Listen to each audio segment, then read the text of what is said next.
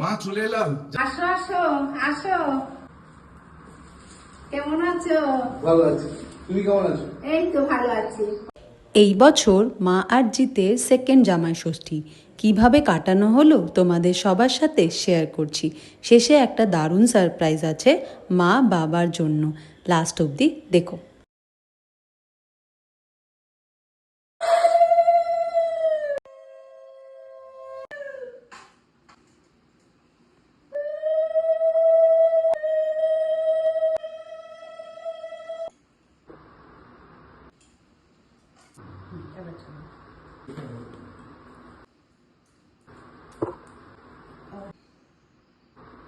হ্যাঁ,